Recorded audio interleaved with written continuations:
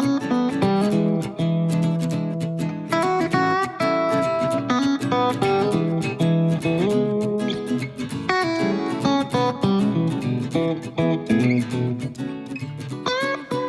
folks, lately I've been on a quest to make different shapes and sizes of goblets. Now I know they're not possibly the most popular thing out there these days. Most people want to drink from glass, but they're still popular and I still sell a lot of them. So let me show you how I make them. And this is a different way than I used to do it in the past.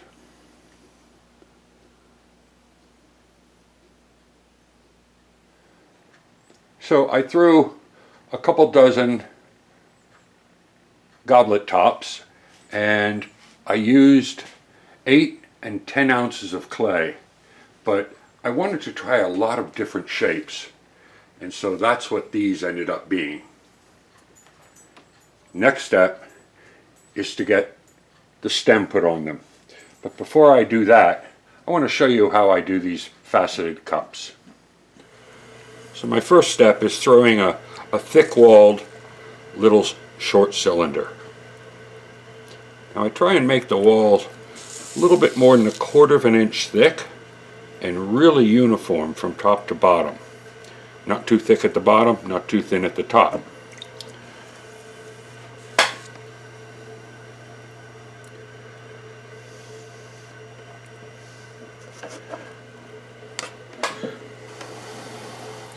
I'm going to remove all the slip and slurry from the outside and create a bevel, an undercut, and that's kind of important to me because that's where the wire starts the pool to create the facets.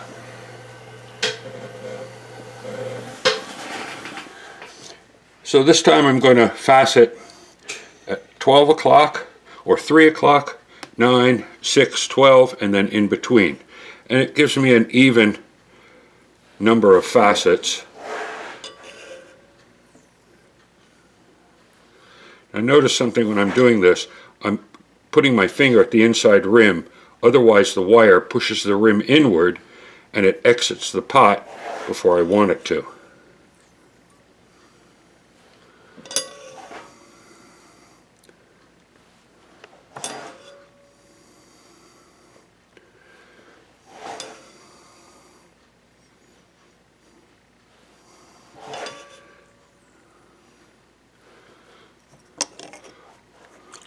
Okay, next step is getting it into shape.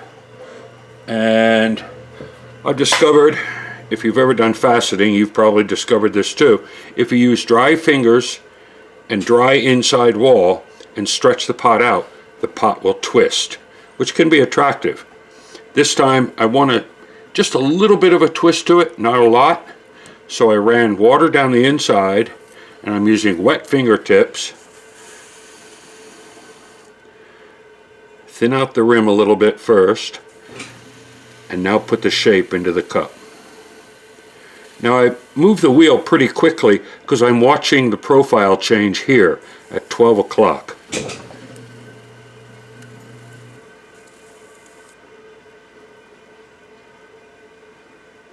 Smooth the rim.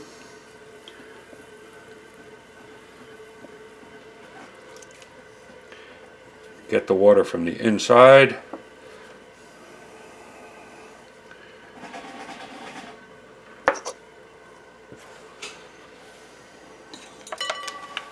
And wire off.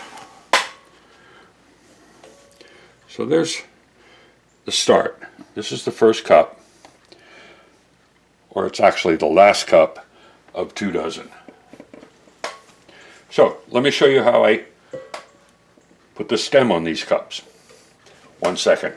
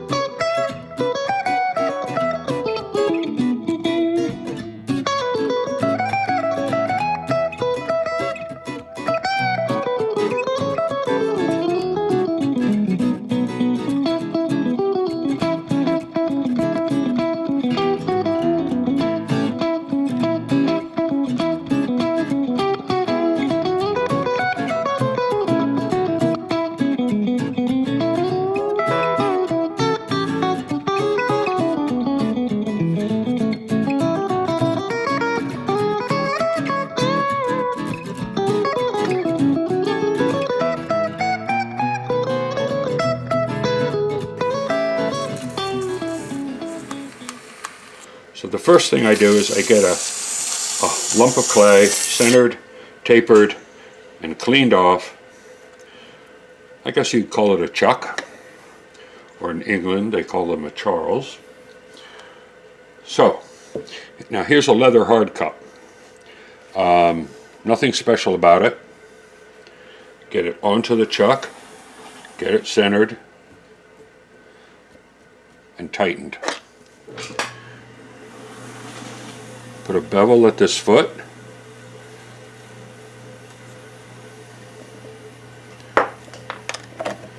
Do a bit of a score and a bit of water.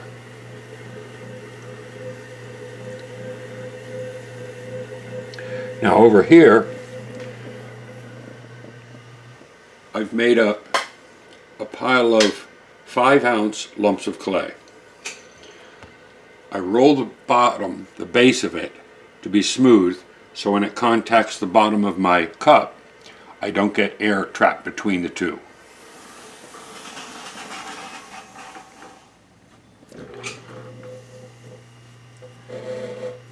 Now the cup has to be stiff enough so when I push this clay onto the cup, it doesn't collapse the inside wall of the floor of the cup.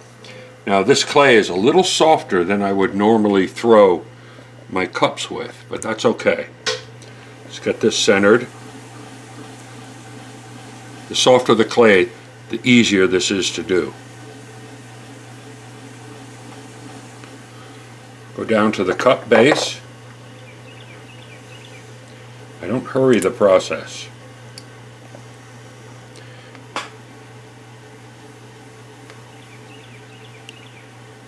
Now pull this up.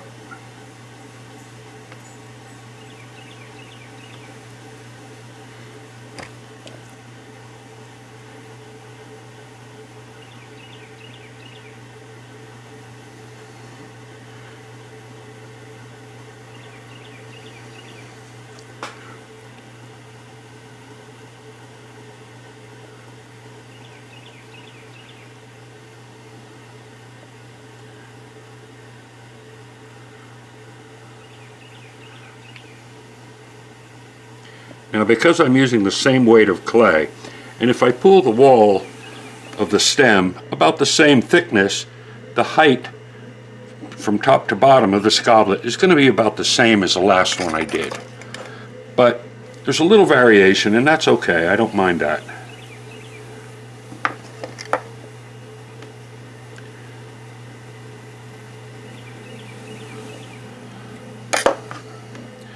And some finishing lines here and here, a final smoothing. The width of this from side to side is almost exactly the same as the top of the cup opening. So I'm just visually measuring it, you know, from here down to here. Clean it up. Now if you've got any water down the inside of your stem, I cut a little piece of sponge and go in there and get that water out.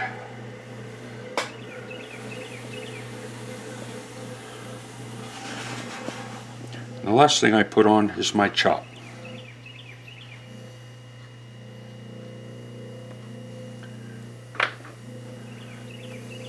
Clean hands. And there's the next goblet. Now I don't flip them over until they're pretty stiff. They might dry like this probably overnight. But it's a very quick way to add a stem.